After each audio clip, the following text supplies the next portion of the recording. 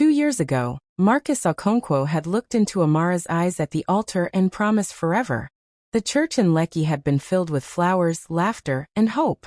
His mother Grace had smiled that day, a tight, controlled smile that should have been a warning. But Marcus had been too happy to notice.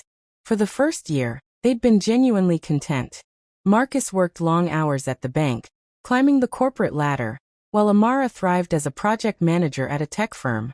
They'd bought a small flat in Surulere, painted the walls together, argued playfully about furniture arrangements. It was ordinary. It was beautiful. Then Amara got pregnant. "We're having a baby," she'd announced at 3 months, her face glowing as she showed Marcus the ultrasound image. He'd lifted her off her feet, laughing, kissing her forehead. For one perfect moment, everything felt complete. But Grace's reaction had been different. "A baby? Already?" his mother had said, her voice carefully neutral. "Well, I suppose these things happen." That's when the visits started. Grace began appearing at their flat unannounced, sometimes with Marcus's older sister, Vanessa. They'd sit in the living room, watching Amara with eyes that felt like judgment. Amara would serve them drinks, make small talk, and feel the temperature drop whenever she entered the room. "You're showing quite early," Grace observed one afternoon. Her gaze fixed on Amara's small bump. "Are you sure about the dates?" Amara had laughed, thinking it was concern. "Yes, ma. Dr. Helen confirmed everything. The baby's due in January." "Dr. Helen," Grace repeated slowly. "And Marcus was with you at this appointment?" He had a meeting. But I have all the reports." Grace exchanged a look with Vanessa that Amara couldn't decipher. The whispers started after that. Marcus began coming home later, his face closed off. When Amara reached for his hand, he'd pull away. When she tried to share her excitement about the baby's movements, he'd nod absently and turn on the television. "Marcus, what's wrong?" she'd asked one evening, placing his hand on her belly where their daughter was kicking. He jerked away as if burned. "Nothing. I'm just tired." But Amara had seen his mother's car parked outside his office building that afternoon. She'd seen Vanessa leaving their flat with a satisfied smirk when Marcus wasn't home. The first truly cruel moment came at 5 months. "I can't make the appointment today," Marcus had said flatly, not looking up from his phone. "But it's the anatomy scan," Amara pleaded. "We'll see if the baby is healthy, find out the gender. You can handle it. Marcus, please. This is our child." He'd finally looked at her then, and the coldness in his eyes had stolen her breath. "Is it?" The question hung in the air like poison. That night, after he'd gone to bed without another word, Amara had pressed her ear against their bedroom door and heard his voice, low and angry, on the phone. "Mummy, I can't keep pretending. What if you're right? What if?" She hadn't heard the rest. She'd slid down the wall, her hand on her belly, and cried until there were no tears left. The baby kicked, as if trying to comfort her mother. Neither of them knew how much worse it would get. The trap was set with surgical precision. Vanessa arrived on a Tuesday evening, her face arranged in false concern. Marcus was already home, tense and distant as he'd been for weeks. "Marcus, I need to talk to you," Vanessa said, glancing meaningfully at Amara. "Privately." They'd gone into the bedroom. Amara sat in the living room, her hands trembling on her pregnant belly, and heard the rise and fall of urgent voices. When Marcus emerged 30 minutes later, his face was stone. "Where were you last Thursday?" he demanded. Amara blinked, confused. "Thursday. I had that training workshop in Victoria Island. The project management certification, remember? I told you about it weeks ago." "Training?" Marcus laughed bitterly. "Is that what you're calling it? What are you talking about?" Vanessa stepped out, her expression dripping with false sympathy. "Amara, I saw you. At the Eco Hotel. With a man." The accusation hit like a physical blow. That's impossible," Amara stammered. "I was at the workshop all day. There were 40 other people there. I have the certificate. I can show you." "Liars always have explanations." Marcus cut her off. "Marcus, please." Amara stood, wincing as the baby pressed against her ribs. "Call my supervisor. Call anyone from the workshop. I have photos, attendance records." "Photos can be faked." Then come with me to my office. Ask my colleagues. I've never been unfaithful to you. I've never even looked at another man. Grace's voice came from the doorway. Neither of them had heard her arrive. Everyone in her office knows Marcus. They've been talking about it for months. Amara felt the room spin. That's a lie. Who told you that? Does it matter? Grace moved into the flat like she owned it, her presence filling the space. A mother knows these things. A mother protects her son. From what? Amara's voice broke. I love him. This is his baby. Marcus turned away. I want a DNA test. After the baby is born, yes, of course, Amara said desperately. But Marcus, please just call Dr. Helen. She can confirm the conception date. It proves nothing. You could have been with multiple men. The cruelty of it stole her breath. She looked at the man she'd married, searching for any trace of the person who'd once loved her, and found only a stranger wearing his face. Why are you doing this? She whispered. Grace answered instead. Because you're not one of us. You never were. Wrong tribe, wrong background, wrong everything. We tried to accept you, but now this? She gestured at Amara's belly with disgust. You thought you could trap my son with another man's child? It's not true, Amara sobbed. None of it is true. Over the next 2 weeks, the campaign intensified. Anonymous messages started appearing on Marcus's phone. Everyone knows about your wife's affair. That baby doesn't look like it'll have the Okonkwo nose. Are you going to let her make a fool of you? Amara tried everything.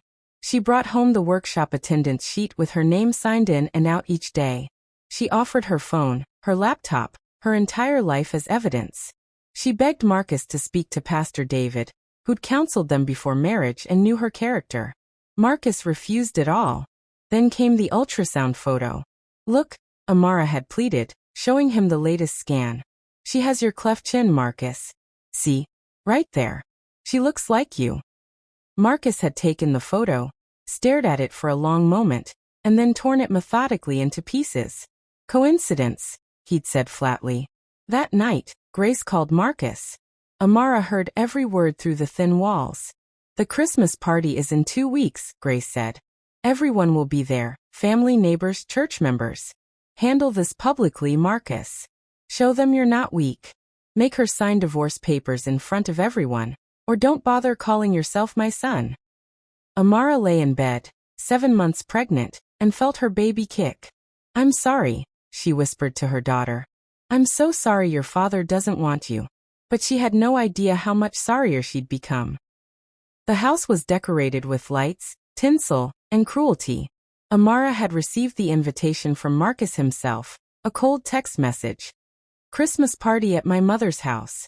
Be there at 6 p.m. Don't embarrass me. She'd allowed herself a sliver of hope. Maybe this was reconciliation. Maybe Marcus had finally listened to reason. Maybe in the spirit of Christmas, his family would accept her and their baby. She'd worn her best maternity dress, emerald green, because Marcus once said it brought out her eyes. She'd done her makeup carefully to hide the exhaustion, the tears, the sleepless nights. At 7 months pregnant, she moved slowly, but she held her head high. The house was packed. 50 people, maybe more. Extended family, neighbors, church members, business associates. Everyone Marcus knew. Everyone who would witness what came next.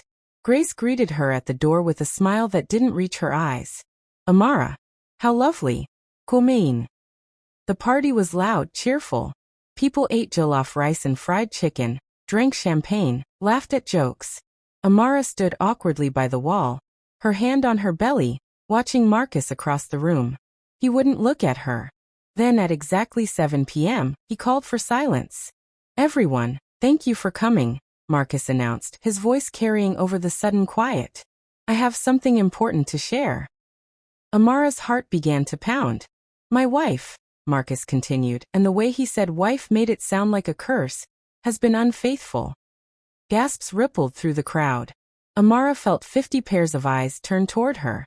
That's not, she started, but her voice was too weak. The child she's carrying, Marcus said, pulling papers from his jacket, is not mine. Marcus. No. So tonight, in front of all of you as witnesses, I'm ending this marriage." He crossed the room toward her, and Amara backed against the wall, her pregnant belly between them like a shield. "These are divorce papers," he said, holding them out. "Sign them." "Marcus, please," Amara begged, tears already streaming down her face. "Please just call Dr. Helen. Just call her. She can explain everything. She can prove." "Sign them." From the crowd, Grace's voice rang out. "Did you really think we wouldn't figure it out? Did you think we were fools?" Vanessa laughed, actually laughed. "Shameless woman. Standing there with another man's child in your belly." "It's not true." Amara's voice cracked. "I've never been with anyone else. Marcus, I love you. I love our baby."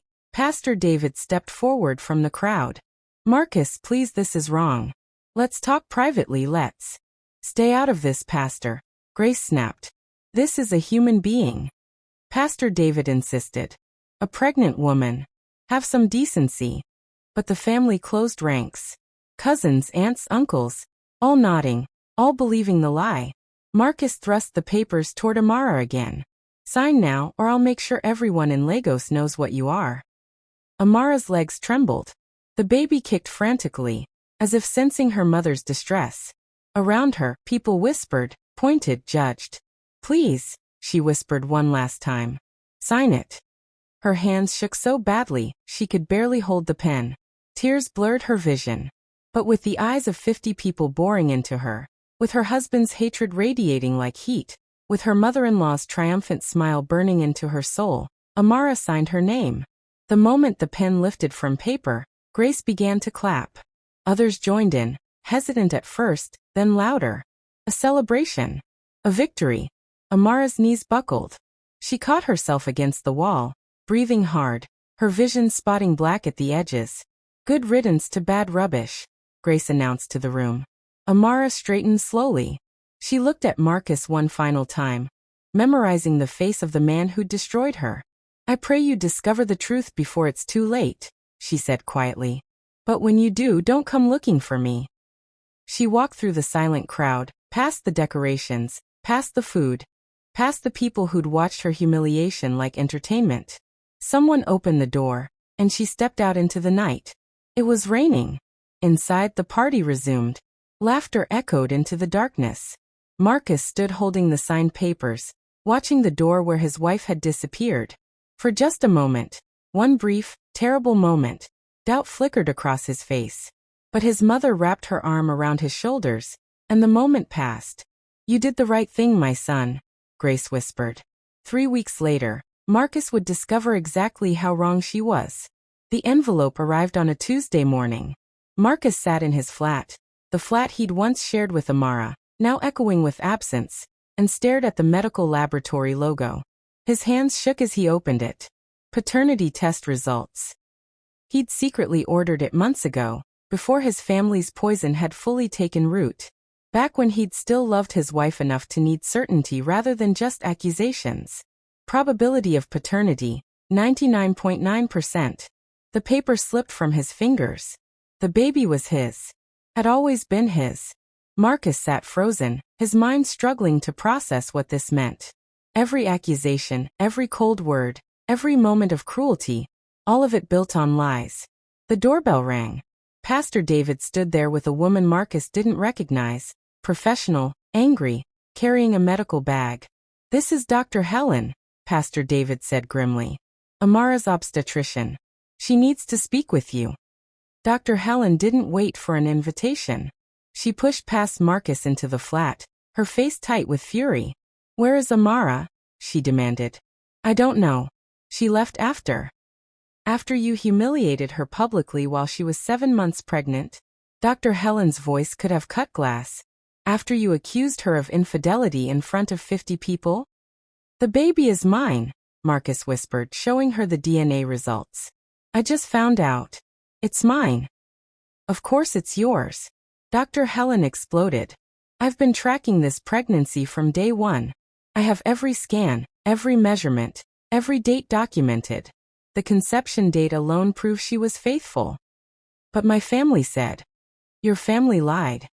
Pastor David's voice was heavy with sorrow. Marcus, I've spent the last 3 weeks investigating Vanessa's hotel sighting. Amara was at a certification workshop that entire day. I have testimony from 40 people who were there with her. I have the attendance records, Dr. Helen added, pulling papers from her bag. Signed in at 9 a.m., signed out at 6 p.m. She never left the venue. Marcus felt the room tilt. But why would they? Because they never accepted her, Pastor David said. Wrong tribe, too independent, too educated. They wanted her gone, and they found a way to make you do it. Where is she? Marcus asked desperately. I need to see her. I need to apologize. Dr. Helen's expression changed to something Marcus couldn't identify. Pity maybe. Or rage. Amara went into premature labor 4 days after your Christmas party, she said quietly. The world stopped. The stress, the humiliation, the emotional trauma. It triggered severe preeclampsia. Her blood pressure was dangerously high. We did emergency surgery. Is she? She survived. Barely. Dr. Helen's voice cracked. But your daughter didn't. The words didn't make sense. Marcus heard them, but they seemed to be in a foreign language, rearranging themselves into impossible meanings. The baby lived for 2 hours, Dr. Helen continued, tears now streaming down her professional composure. Long enough for Amara to hold her. Long enough for her to name her Grace, ironically. Long enough for the nurses to take photos. And then she stopped breathing. Marcus made a sound, not quite human, not quite scream. She had your eyes, Dr. Helen whispered. Everyone said so. She had your cleft chin, your nose, everything. There was never any doubt. Not to anyone who actually looked. Marcus collapsed onto the couch, the DNA results still clutched in his hand. Proof that came too late. Evidence that would save nothing. I want to see Amara, he managed. She left strict instructions, Pastor David said. You are not to be told where she is. Her family has her now, and they've made it very clear. You are not welcome. But I didn't know. I didn't. You didn't ask, Dr. Helen interrupted coldly. You didn't check. You didn't believe your wife over people who hated her. You humiliated her publicly, forced her to sign divorce papers while pregnant, and let your family laugh while she cried. I was protecting myself. From what? Dr. Helen's voice rose. From a faithful wife who loved you. From a baby who was yours? You weren't protecting yourself, Marcus. You were too weak to stand up to your mother. The truth of it was a knife twisting in his chest. After they left, Marcus sat alone in the silence. He looked at the paternity results, at the proof that meant nothing now. He thought of his daughter, taking her first and last breaths without her father present. That evening he went to his mother's house.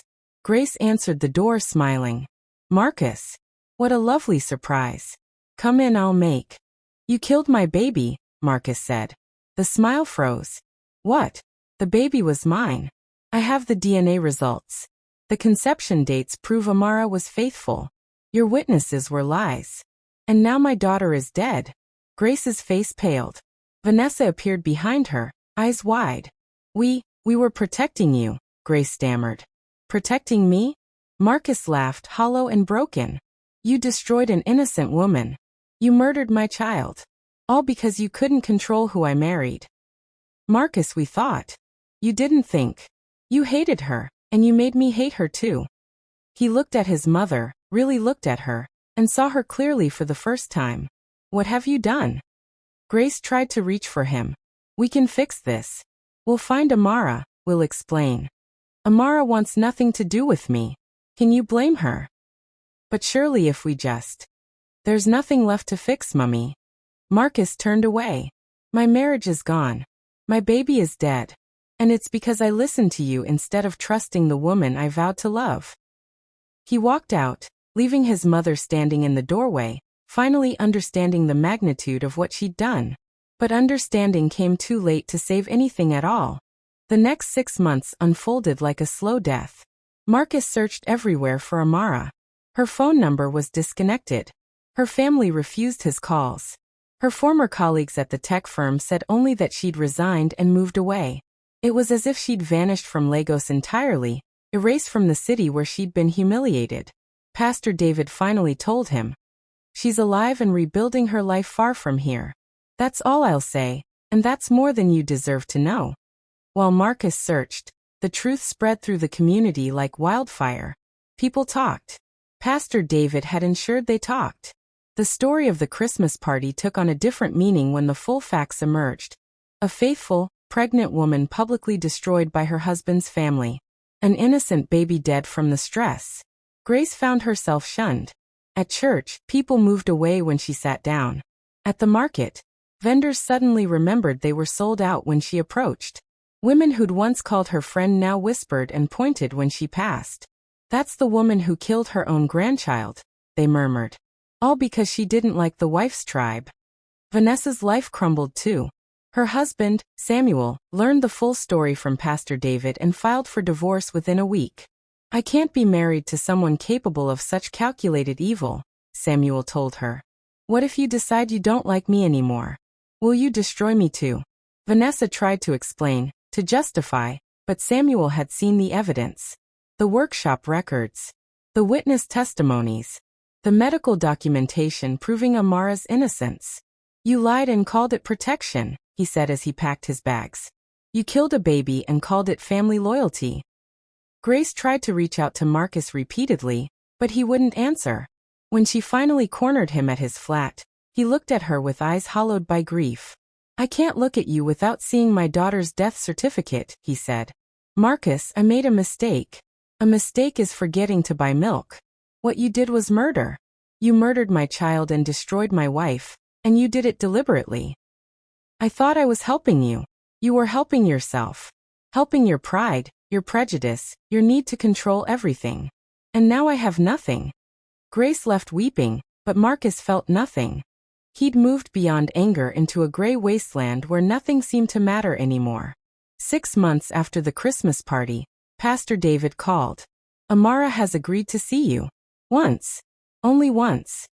Marcus drove for 3 hours to a small town he'd never heard of. A quiet place where Amara could rebuild away from the stares and whispers. She met him at a cafe, and Marcus barely recognized her. She was thinner, her face harder, her eyes empty of everything that had once made them shine. Say what you came to say, she said flatly. I am sorry. The words felt pathetically inadequate. I'm so sorry. I was wrong. I was weak. I should have believed you. I should have trusted you. I should have. You should have loved me, Amara interrupted. That's all you needed to do. Love me enough to question accusations. Love me enough to check facts. Love me enough to protect me from your family instead of protecting their feelings from my existence. I know. I failed you. I failed our daughter. His voice broke on the last word. Amara reached into her bag and pulled out a piece of paper. She placed it on the table between them. A death certificate. Baby girl Okonkwo. Born December 28th. Died December 28th. Lived 2 hours. Marcus stared at his daughter's name, a name he'd never known she had. She had your eyes, Marcus, Amara said, her voice deadly calm. Everyone in the delivery room said so. The nurses took photos. She had your cleft chin, your father's nose, everything. There was never any doubt. Not to anyone who actually looked. Can I see the photos? No. The finality of it was crushing. Amara, please. I know I don't deserve forgiveness, but please just let me. Let you what? Make yourself feel better? Ease your guilt. She leaned forward, and Marcus saw the full depth of what he'd destroyed. You didn't just betray me, Marcus. You murdered our daughter. Maybe not with your hands, but with your weakness, your cowardice, your blind obedience to a woman who hated me. I know. Do you? Amara's voice finally cracked. Do you know what it's like to hold your baby girl while she takes her last breath? To watch her eyes close and know her father threw her away before she was even born? The nurses asked if they should call you. I said no. Because you'd already made it clear, she wasn't yours. She was never yours in your eyes. Marcus couldn't speak through his tears. I've rebuilt my life here, Amara continued. I have a new job, new friends, a new name. No one here knows about you or what happened. And that's how it's going to stay. Can I see where she's buried? She's in a private cemetery. You don't get to know where. You don't get to visit. You don't get to grieve publicly and make yourself look like the victim. Amara stood, gathering her things. This is the last time we'll ever speak, Marcus. Don't look for me again. Don't call, don't write, don't send messages through Pastor David. Amara, you had a family. You had a wife who loved you and a daughter, who would have adored you. And you threw us both away, because your mother told you to. She looked at him one final time. I hope that obedience was worth it. She walked out of the cafe and out of his life forever. Marcus sat there for hours, staring at the death certificate, reading his daughter's name over and over until the cafe owner gently asked him to leave. He drove back to Lagos in silence. Life continued as it does, but it was no longer really living. Grace's isolation deepened. Her church friends never returned. Her social circle, built over decades, dissolved completely. She spent her days alone in her large house, surrounded by the photographs of a son who no longer called. Vanessa left Lagos entirely, unable to bear the weight of community judgment and her ex-husband's righteous anger. But Marcus's punishment was simpler and more absolute. He bought a small plot in a cemetery and placed a memorial stone there, even though his daughter wasn't buried beneath it. Baby girl Okonkwo, it read. Loved but never held. Forgiven but never saved. He visited every week, placing flowers, talking to a child who would never answer. His co-workers noticed the change. The way he'd go silent mid-conversation, staring at nothing. The way he couldn't bear to see pregnant women or hear babies crying. The way he'd flinch whenever someone mentioned Christmas. Years passed. Grace tried to reconcile, appearing at his flat with food, with apologies, with desperate attempts to rebuild what she'd destroyed. I live with it every day, she'd say. Every single day, I see that little girl's face. You never saw her face, Marcus would respond coldly. You killed her before you ever had to look at her. Eventually, Grace stopped trying. Marcus never remarried. Never dated. Never even entertained the possibility. How could he, when he'd destroyed the only woman he'd ever truly loved? Pastor David checked on him occasionally, worried by the emptiness he saw. Amara is well, he'd report. She's happy, or as happy as she can be. She's healing. Good, Marcus would say. That's good. He never asked for more details. He had no right. 10 years after that Christmas party, Marcus sat in his flat on Christmas Eve, surrounded by the decorations he no longer bothered to put up. He held a photograph, the only one he had, of Amara from their wedding day. She was laughing, her head thrown back, joy radiating from every line of her face. He thought of his daughter, who would have been 10 years old now. Would she have had Amara's laugh? His love of books? Would she have been in primary school, learning math, making friends, bringing home art projects? He would never know. Some mistakes don't offer second chances. Some wounds never heal. And some truths arrive too late to save anything at all. Grace lived the rest of her days knowing every neighbor, every church member, every friend had turned away from her. The woman who'd once prided herself on respectability died isolated and bitter, her name synonymous with cruelty. Vanessa never recovered her reputation. In a new city, with a new life, she was still haunted by what she'd done. She never remarried, never had children, never escaped the knowledge that she'd helped murder an innocent baby. But Marcus's punishment was the simplest and most absolute. He lived, day after day, year after year, carrying the weight of the daughter he'd never hold and the wife he'd destroyed. He'd chosen his mother's pride over his wife's dignity. He'd chosen accusations over evidence. He'd chosen public humiliation over private conversation. And by the time he discovered the truth, there was nothing left to save. The lesson had been taught in blood and tears and a 2-hour life that ended before it could truly begin. Some actions cannot be undone. Some words cannot be unsaid. Some losses cannot be recovered. And obedience to cruelty, no matter how it's disguised as love, will always end in grief that knows no remedy. Marcus Okonkwo lived with that grief for the rest of his life. It was, he knew, exactly what he deserved.